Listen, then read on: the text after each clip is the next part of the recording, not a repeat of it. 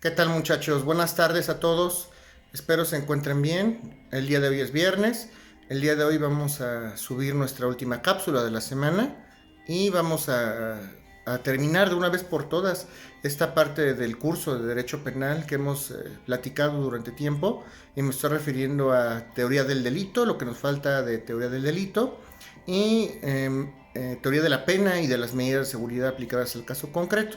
Por fin el día de hoy vamos a agotarlo y después de esto nos abocaremos propiamente al estudio de la materia que nos ocupa. Era importante que termináramos esta parte porque sin que ustedes tuvieran esta serie de conocimientos no íbamos a poder abordar de ninguna manera la materia que nos aboca o que nos en ese sentido tenemos que estudiar, ¿no? Entonces vamos a terminar esta parte, vamos a terminar la parte de teoría del delito. Ya estudiamos cuáles son los elementos activos del delito, los elementos negativos del delito también. Aquí vale la pena simplemente mencionar que los elementos negativos del delito también se les conoce como excluyentes de responsabilidad. Es importante que ustedes entiendan que las excluyentes de responsabilidad son en realidad un símil a lo que conocemos actualmente como los elementos negativos del delito. ¿Ok? Entonces, vamos a entrar a otro tema. Y el siguiente tema, vamos a hablar de las fases del delito. Cómo se comete un delito y cuáles son las etapas en las cuales podemos definir o cuáles son las etapas de deliberación y de comisión de un delito. Bueno, pues, en ese sentido, el tema que vamos a estudiar hoy se le conoce como fase intercriminis. Fase intercriminis. La fase intercriminis, de principio a fin, solo son esa serie de pasos por virtud de las cuales un delincuente o el agente del delito comete propiamente una conducta delictuosa antijurídica. Un delito en propias palabras, ¿no? En pocas palabras. Entonces, la fase intercriminis son esa serie de pasos de principio a fin por virtud de las cuales un delincuente comete una acción delictiva o un delito o un tipo penal, ¿ok? Y hay dos fases. ¿Cuáles son las fases? Ustedes se preguntarán, ¿cómo es que hay fases para cometer un delito? Pues, ¿cómo? ¿Cómo es que voy a llevar a cabo una conducta delictiva? No se comete en un solo momento. Bueno, pues doctrinariamente esta fase intercriminis hace una distinción importante. Vamos a ubicarnos en la mente del sujeto, en la mente del criminal. El criminal, al momento de llevar a cabo la comisión del delito, al momento que comete el delito, que lleva a cabo esa conducta prohibida por las leyes penales, ¿qué es lo que pasa por su mente? O cuál es esa serie de pasos que se establecen a nivel doctrinario. Bueno, pues hay una fase interna y una fase externa. La fase interna, naturalmente, ocurre en la mente del delincuente, que mentalmente nosotros en la fase interna, cómo podemos deliberar o cómo podemos intentar o cómo suceden las cosas en la mente de un delincuente en el momento en que se comete el delito. Pues es la fase interna. El intercriminis está compuesta entonces por dos fases, la fase interna y la fase externa. Naturalmente la fase externa se lleva a cabo cuando ya cometo el delito propiamente dicho, cuando exteriorizo una conducta, y la fase interna se lleva a cabo cuando la delibero. En la fase interna, pues, ¿qué es lo que va a pasar? Primero voy a tener la idea como delincuente, se va a crear la idea de la comisión del delito. Una vez que tengo la idea, voy a deliberar cómo llevarlo a cabo. Primero se me ocurre, primero tengo la idea, luego voy a deliberar, voy a pensar cómo lo llevo a cabo y finalmente voy a llegar a una resolución. Ya lo pensé, ya pensé cómo hacerlo y ya lo decidí. En el momento que mentalmente yo decido sí, se llega a una resolución. Y entonces hablamos de la etapa externa. En la fase externa, ¿qué pasa? En la fase externa, pues voy a exteriorizar esa conducta. Lo primero que pasa es que manifiesto la conducta, ya ejecuto propiamente esa conducta antijurídica, es esa conducta delictiva. Primero lo voy a manifestar, voy a exteriorizar mi voluntad, después voy a preparar y finalmente voy a ejecutar la conducta. Primero digo sí, exteriorizo mi conducta, en ese sentido, mi voluntad de hacerlo. Posteriormente voy a después de manifestarla, voy a prepararlo y después voy a llevarlo a cabo. ¿Ok? Así serían las cosas en ese sentido. Esto se le conoce como fase intercriminis. La fase intercriminis, entonces, repito en ese sentido, no es otra cosa que pensar los momentos en que el delincuente va a llevar a cabo la conducta delictiva. Se divide en fase interna, fase externa. En la fase interna, primero voy a idear voy a tener la idea, después de tener la idea voy a deliberarlo, voy a resolver y en la fase externa voy a manifestar mi conducta, voy a preparar y voy a ejecutar la conducta, ¿ok? A eso se le conoce entonces como la famosa intercriminis, ¿ok? Esto es lo que tenemos que ver de este tema. Hay otro tema que vamos a platicar, me refiero a la tentativa del delito. Esto seguramente ustedes lo han escuchado. ¿Qué significa tentativa? La tentativa no es otra cosa que si yo quiero cometer un delito, tengo la intención firmemente de cometer un delito, pero no, al momento de ejecutar la conducta no alcanzo o no logro, no culmino el fin último que era cometer dicho delito, se conoce y se entiende que se queda en grado de tentativa. Si yo quería matar a una persona y le disparé, pero solamente le rocé el brazo, pues eso, si se acredita que yo tuve la intención final de matarlo, ahí será una tentativa, podemos calificarlo como lesiones, pero puede ser una tentativa de homicidio. Si acreditamos entonces que la intención era matar a esta persona, le disparo y hay un rozón, hay una tentativa, ¿ok? Quise hacerlo pero no lo logré. Eso es la tentativa como normalmente lo conocemos, ¿ok? Entonces son una serie de actos encaminados a la ejecución de un delito. Se intentan esa serie de actos encaminados a la comisión de un delito, pero no se llega al objetivo final, que es propiamente cometer el delito, ¿ok? Vamos a hablar de otro tema. Afinando ya los últimos temas de teoría del delito y también estudiando el delincuente, vamos a hablar qué manera de participación o cuál es la manera de participación, de qué manera pueden participar o no los delincuentes, cuántas formas hay o existen contempladas en la ley para poder participar en la comisión de un delito. Bueno, pues hay varios. Yo puedo encubrir a una persona, la doctrina y la ley refieren a algunos como el encubrimiento, como la muchedumbre, como la asociación delictuosa, como el pandillerismo, la delincuencia organizada. Hay una ley incluso de delincuencia organizada y hay dos tipos de autores del delito. Los autores son propiamente quienes llevan a cabo la conducta delictiva. Y hay dos autores, están los autores intelectuales y los autores materiales.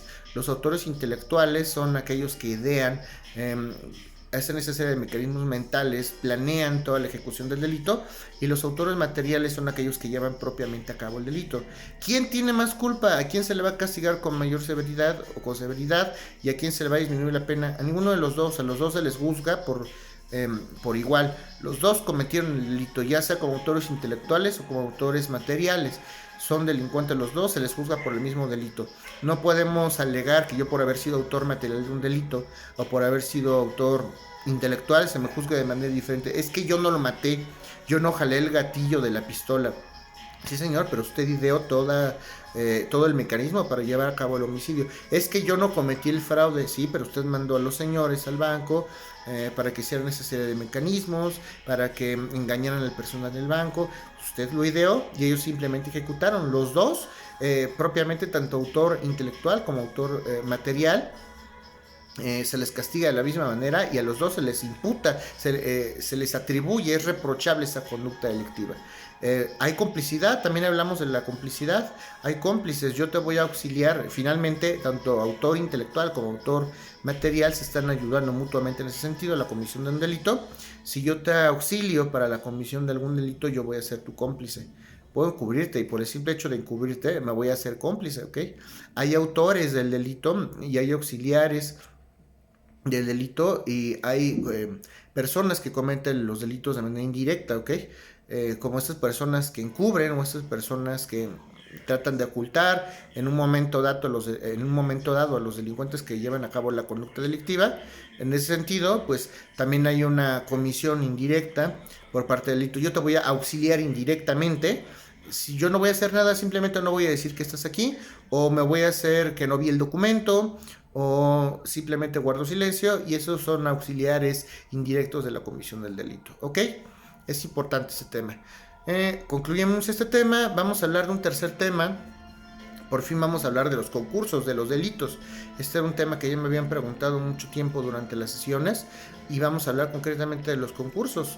Hay dos tipos de concursos de delito. ¿Y qué es un concurso? Ahorita lo vamos a definir.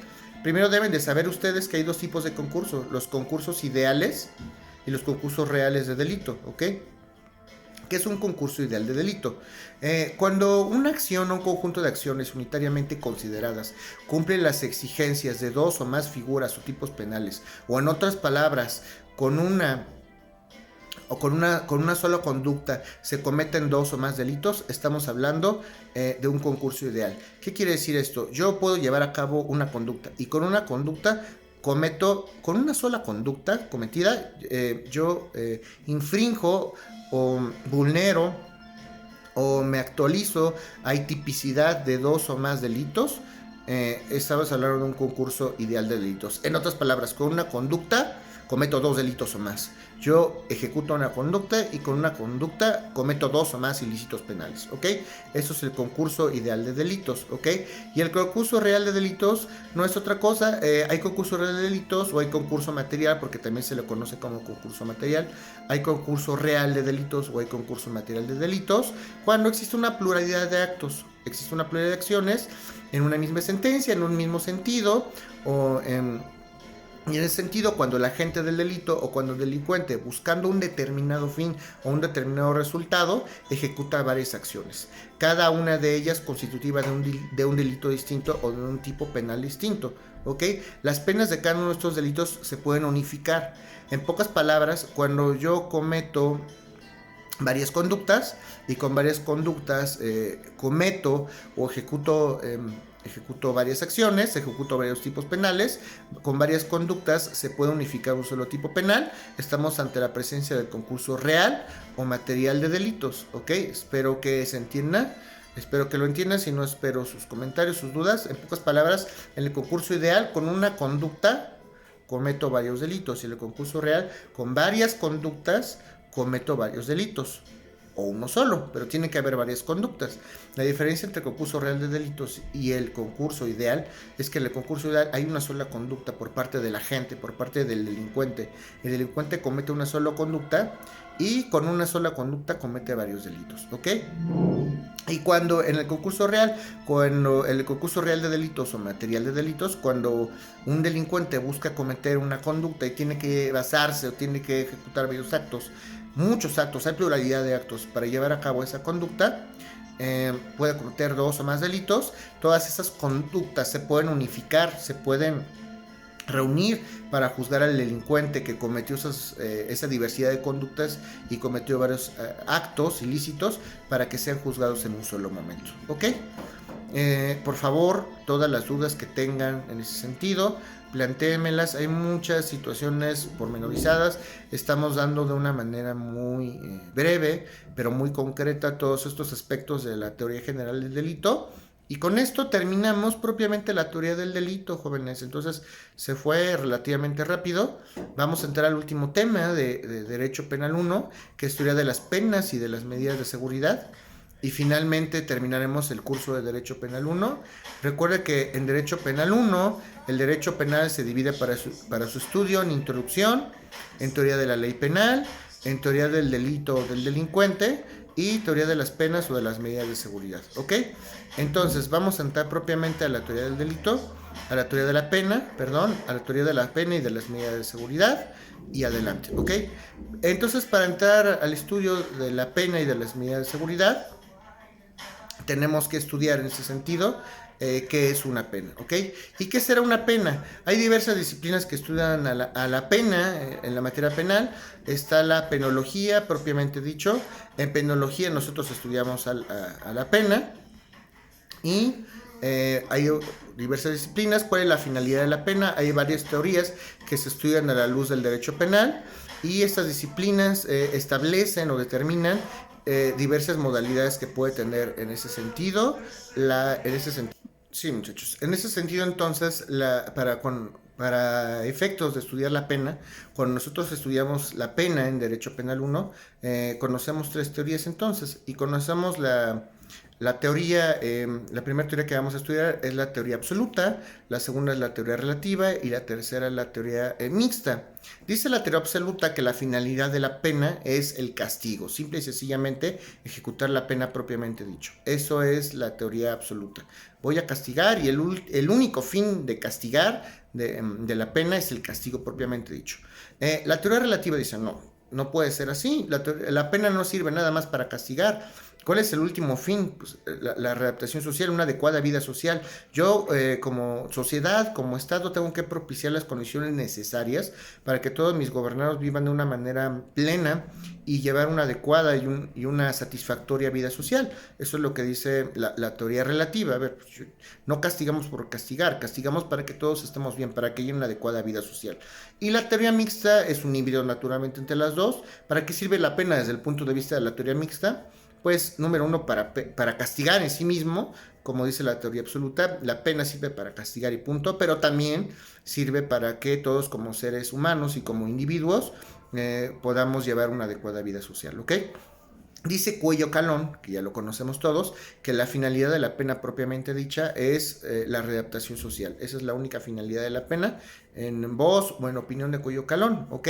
Las penas, sin lugar a dudas, tienen objetivos. Las penas deben de gozar o deben de tener ciertas características, deben de ser intimidatorias, son correctivas, son eliminatorias, sirven para eliminar conductas socialmente prohibidas, sirven también para establecer medidas de seguridad. Una cosa es una pena y otra cosa es una medida de seguridad. Una pena sirve para castigar, es una sanción, y una medida de seguridad, sin lugar a dudas, sirve para evitar en el futuro otro posible conflicto de índole social, para que una persona no pueda volver a afectar con su conducta criminal a nuestra población en general, y en ese sentido, en eso consisten las medidas de seguridad, ¿ok? Las medidas de seguridad, la sanción entonces es para evitar la comisión de más delitos. Se considera que hay que darle una adecuada atención a los delincuentes. Nosotros, desde el punto de vista educativo, el Estado tiene la obligación de propiciarnos esa educación. Si a nosotros nos da una educación adecuada para comisión o no comisión de algún delito, entonces vamos a evitar que en el futuro exista un índice de conducta delictiva y lo vamos a disminuir gradualmente.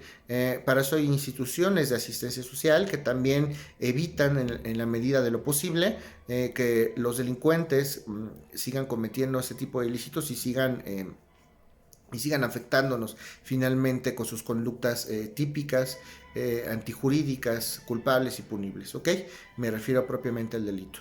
Para eso lo que habíamos comentado, para eso existen estos organismos, para eso la existencia de estos organismos, para que puedan limitar el comportamiento de estos delincuentes y todos podamos vivir satisfactoriamente, ¿ok? Hay que hablar también de temas propios como la individualización de la pena. No todos los seres humanos ni todos los delincuentes pueden ser castigados de la misma manera, entonces las penas se tienen que individualizar. Para individualizar la pena, yo puedo hablar de varios supuestos. Puedo imponer una condena condicional, puedo establecer una libertad condicional, puedo hacer una conmutación de la pena, que es cambiar propiamente la pena, o puedo rescindir la pena, ¿ok? Hay diversas maneras para calificar o para aplicar una pena al caso concreto, y el juzgador tendrá que valorar en su momento todos aquellos elementos físicos, materiales, intelectuales, todas aquellas situaciones o elementos que estén en el entorno. Si existen los elementos activos del delito, hay alguna excluyente de responsabilidad, si la hay, no la hay. ¿Hay algún atenuante? ¿Hay algún agravante? ¿Es reprochable la conducta? ¿No es reprochable? Vamos a analizar cómo es que se dieron las cosas, vamos a basarnos para ello en un cúmulo de pruebas y a través de un proceso lo vamos a dilucidar, ¿ok?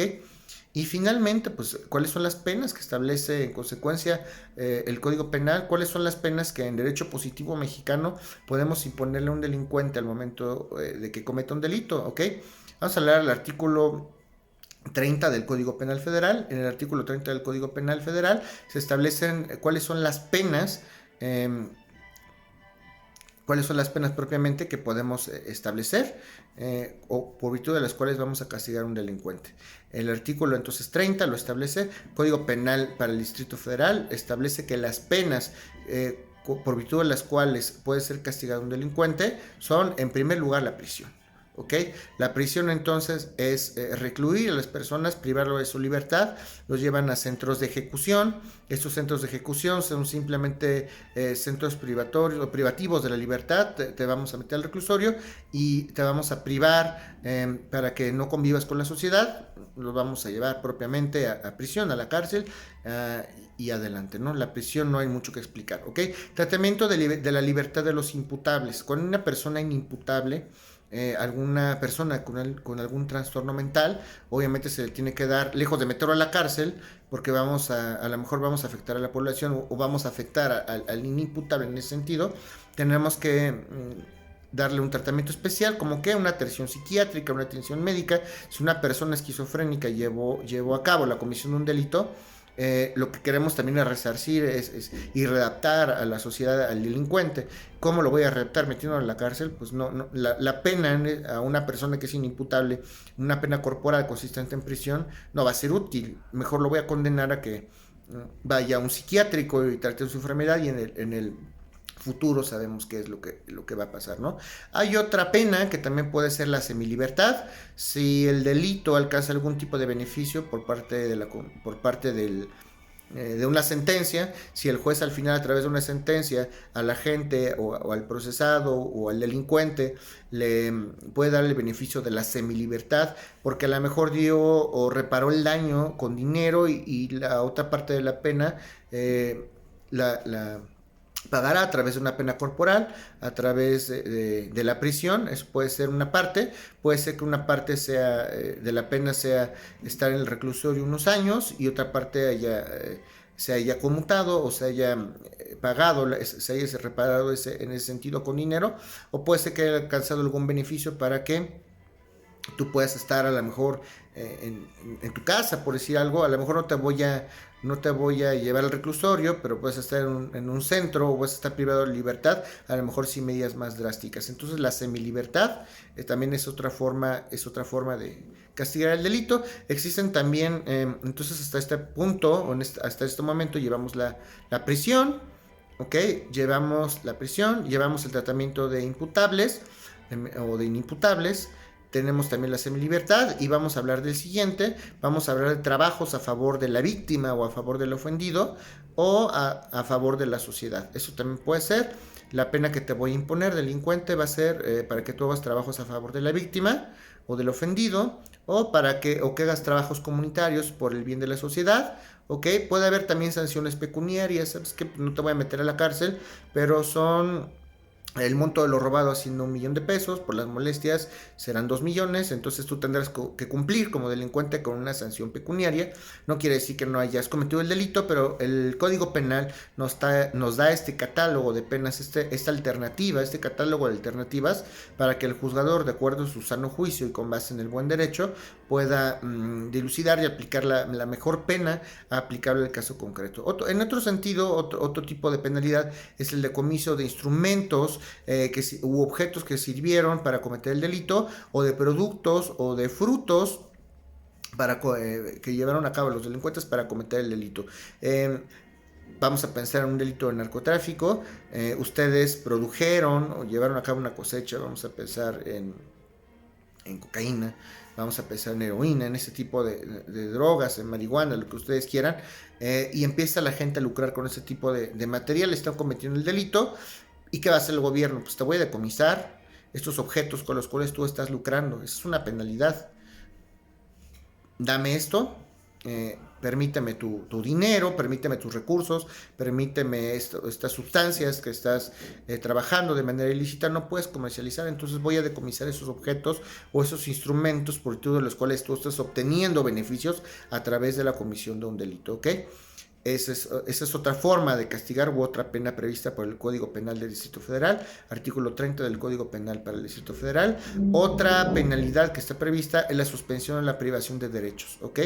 Te voy a suspender tus derechos políticos de cajón. O lo primero que pasa cuando una persona está cumpliendo una pena corporal es que sí se le suspenden en efecto sus derechos políticos. Entonces el juez puede considerar que, por ejemplo, en el caso de un servidor público, que se le suspendan el ejercicio de cierto tipo de derechos como penalidad a los actos delictivos que está cometiendo. Y de ahí que hablemos de la siguiente penalidad establecida por la legislación penal, que es la destitución o inhabilitación de cargos públicos. Destitución o inhabilitación de cargos, en ese sentido, para que ya no puedan las autoridades llevar a cabo los trabajos que venían desempeñando. Un servidor que comete un delito público como el abuso de autoridad o un cohecho, es muy lógico que la autoridad, al momento de juzgarlo, si se acredita en todos los extremos, limite destituya o inhabilite a un servidor público para que puedas llevar a cabo,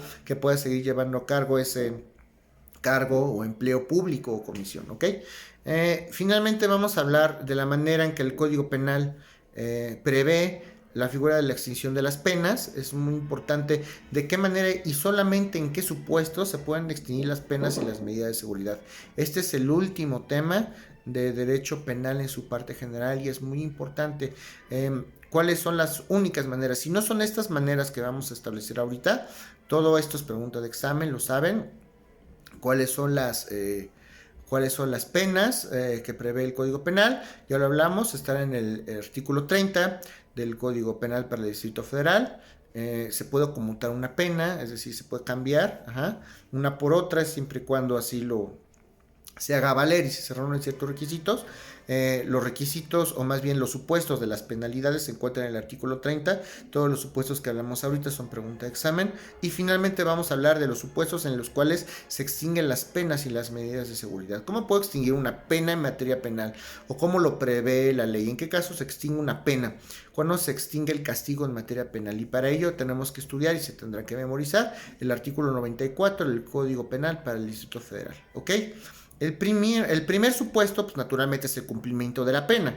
Cuando yo fui condenado a un periodo en la prisión por haber cometido algún delito, pues naturalmente me van a establecer una pena o una medida de seguridad, y si yo ya cumplí los años que tenía o a los cuales me condenaron en prisión, o ya se estableció y culminó en su cabalidad la pena o la medida de seguridad, en ese momento se extingue automáticamente el castigo y se podrá hablar de una reinserción en algunos casos, porque en otros no, como en el segundo, que hablamos de la muerte del inculpado, del procesado o del sentenciado. Entonces, el primer caso, por cumplimiento de la pena o de la medida de seguridad. En el segundo caso, por muerte del inculpado o del sentenciado. Pues, naturalmente, cesa la figura de la vida, y pues ya no hay nada que hacer, automáticamente se extingue la pena. 3, hablamos del tercer supuesto, el de reconocimiento de inocencia. Si yo en juicio acredito que en un juicio el procesado o el delincuente acredita que es inocente, se acredita la inocencia, reconocimiento de inocencia, automáticamente se extingue la pena, no hay nada que castigar porque es inocente, ¿ok? El cuarto es el perdón del ofendido. Hay algunos supuestos en los cuales la víctima puede otorgar el perdón y hay otros en los que no se puede. En los delitos que se persiguen de oficio no procede el perdón del ofendido, pero si es un delito que se persigue a petición de la parte ofendida o a través del querellante, o es un delito no grave, en ese sentido se puede otorgar la petición se puede otorgar el perdón del ofendido. Una figura equivalente al desistimiento, vamos a entenderlo así. Ya no estoy interesado en que el Ministerio Público siga ejerciendo acción penal, yo te exteriorizo mi perdón. Si cometiste una conducta ilícita, yo me vi afectado con ello, pero a través del perdón se extingue plenamente cualquier posibilidad de que sea castigado el delincuente, ¿ok? Hablamos de la quinta, una rehabilitación, cuando el delincuente finalmente es rehabilitado.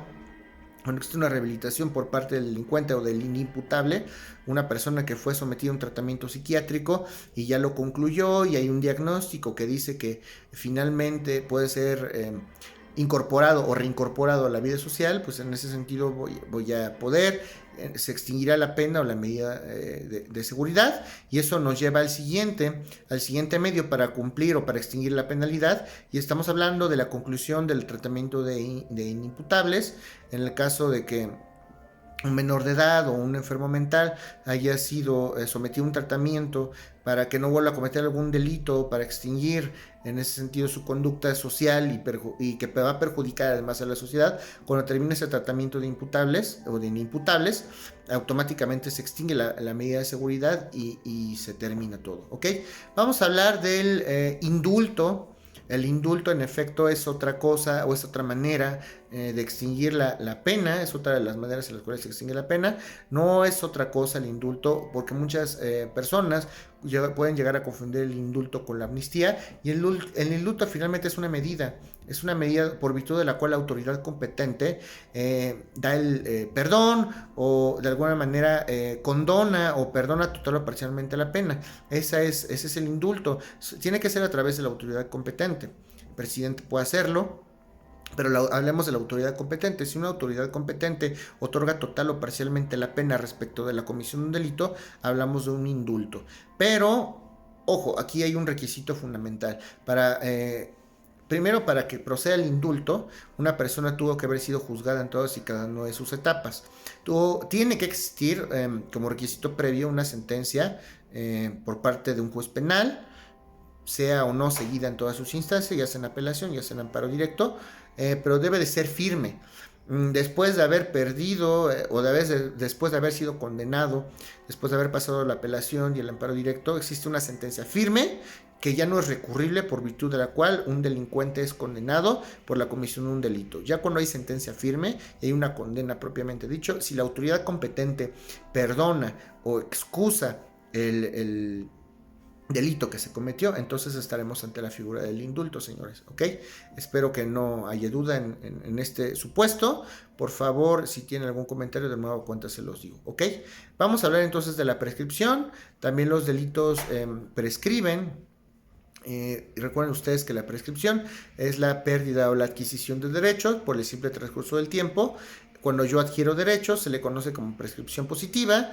Cuando pierdo derechos por el simple transcurso del tiempo, vamos a hablar de una prescripción negativa, ¿ok?